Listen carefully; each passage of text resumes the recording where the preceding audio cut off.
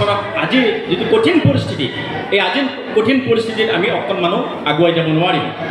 আজি সমগ্ৰ ভাৰতবৰ্ষত সাম্প্ৰদায়িকতাবাদৰ বিষবাস্পই গোটেই মানুহ শেষ কৰি পেলাইছে।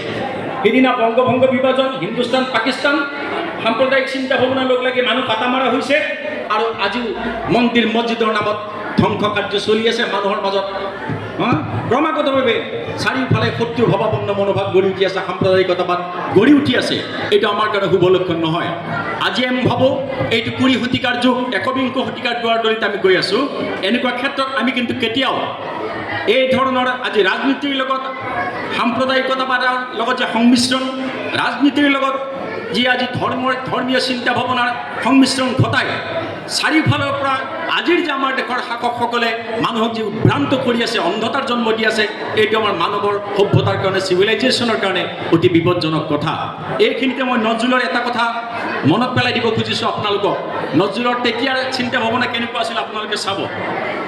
নজৰুলৰ এই কথাখিনি মই পঢ়ি দিছোঁ, হুবহু কথাখিনি আপোনালোকে জনাৰ কাৰণে। এই নজৰুলে প্ৰবন্ধটো লিখিছিল মন্দিৰ মছজিদ নাম দি।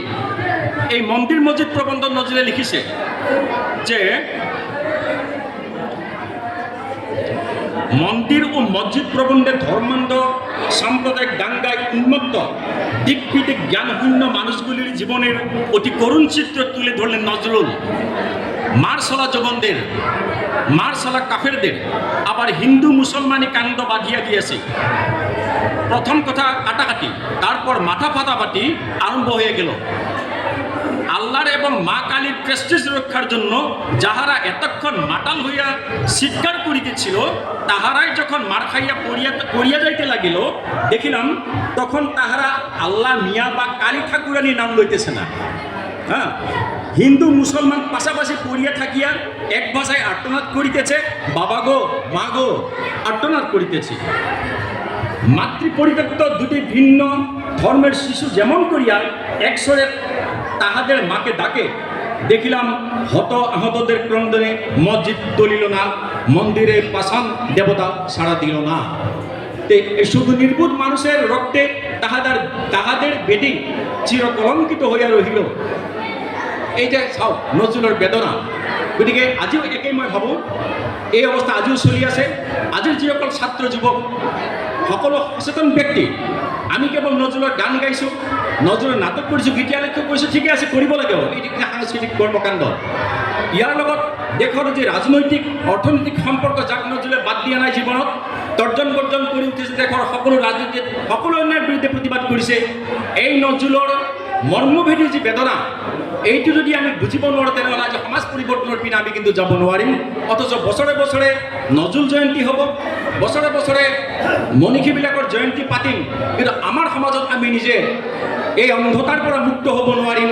আমি কোনোদিনেই নজৰুলৰ সপোনক বাস্তৱত ৰূপ দিব নোৱাৰিম। মই শেষত ইয়াত যিহেতু গোটেইখিনি ষ্টুডেণ্ট আছে, এই ষ্টুডেণ্টসকলক লক্ষ্য কৰি নজৰুলে এটা কথা কৈছিল, এইখিনি কথা কৈ মই সামৰণি মাৰিম। নজরুলে এইটোৱে এটা বক্তব্য রাখিছিল,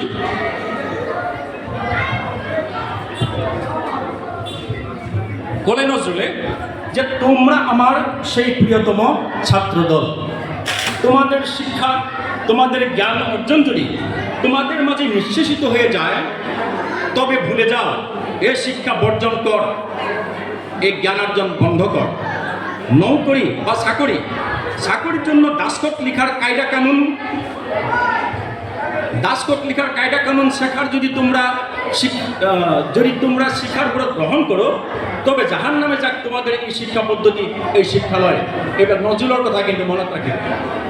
জরাগ্রস্ত পুরাতন পৃথিবী ছেয়ে থাকে যুগে যুগে তোমাদের এই কিশোরদের তরুণদের মুখের পানে।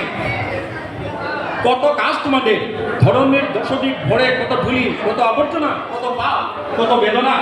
তোমরা ছাড়া কে না দুনিয়া করবে, কে তার এলাজ করবে?